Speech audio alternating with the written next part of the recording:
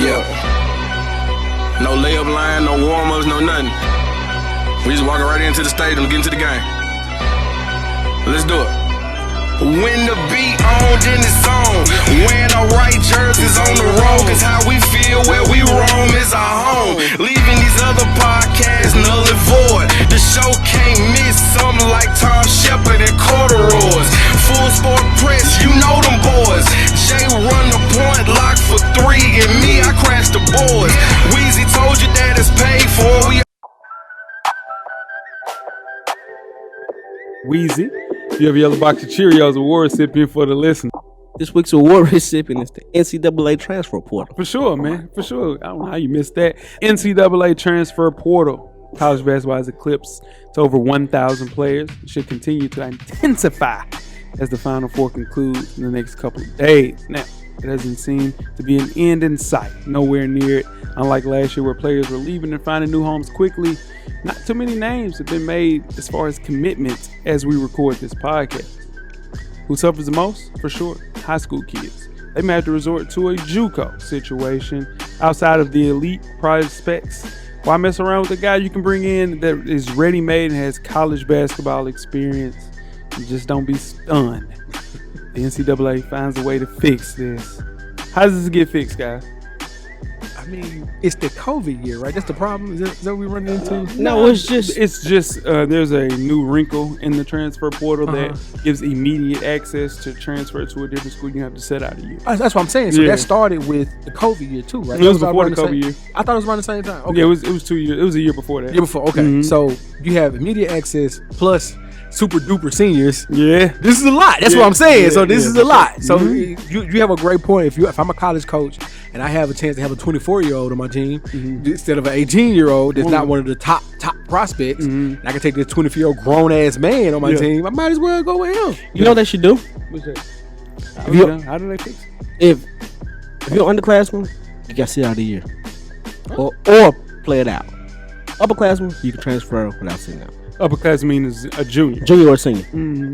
Or junior, yeah. I like that. I'm serious. Yeah. I really do like that. Underclassmen, make them play it out. I don't get you. There's a lot of underclassmen. I like that, Weez. That's a good point because what it does is makes you realize, okay, I have to really stand on where I'm standing. And if you do, okay, you got to sit out of here. I do like that, for sure. It stops you from faking injuries and having your dad remove you middle of the season. Come on, man. Yeah, hey, with the fake ass rap snacks. Yeah, for sure. Talk that talk. I just understand. I'm not naming no names. Yeah, for sure. Super names, for sure. But I think you just I like Weezy's idea the most. It does. So maybe limit the amount of transfers because, for example, Morehead State University, it's in the OVC. Yeah.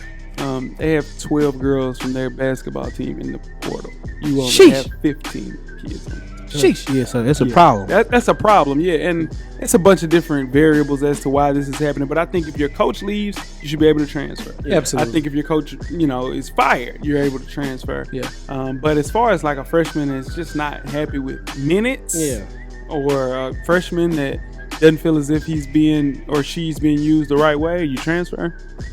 Nah, man.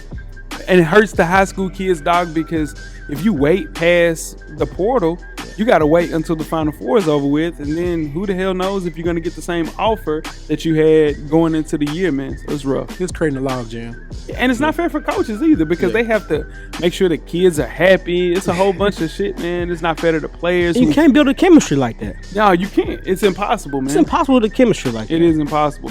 Just pray for the coaches, man. Send these kids, and here's the thing. All right, they get a kid, right? You transfer in. You get another transfer that comes in the next year, and that kid now leaves because another transfer took the time that he came in to transfer with. Does it have anything to do with your grades? No. Oh, yeah, they got to put some academic in it. Academics might have to do something. I like that, too. I like it. I think I'm on the other side of this than you are. You like it? I like it. You like the control chaos? Yeah. But it's no control. Only because stop selling these kids' dreams. It's true. If you telling my child in our frame room that he's gonna play, I understand he's got to earn it. He or she has to earn it. I'm with that. But if for some reason something changes, like you said, the coach leaves or something or another, he or she should have a opportunity to go somewhere where they're appreciated. Yeah, but at the same time, Jeff, if you go in there and you do good against non-conference against JT Moore, and then we play Fisk. And then you good, right? Then we play conference play, and you meet some dogs, and all of a sudden, it's a bump in the road, and we're gonna take it slow a little bit. It's a different level, and all of a sudden you want to transfer. You're creating variables right there, and I respect that. But then what if I'm the dog on the team? You got me with a bunch of poodles. Do I have to stay and play with these poodles, Pauls, or can I go with some other dogs? Yeah. But what if you go to another place with the other dogs and you're not a dog, and you just are middle of the pack dog, and these are real dogs, and you're like, oh man, I'm in another spot. I gotta leave again. If it was a fifth, we'd all be drunk. Man, get that to him, cameraman, for sure.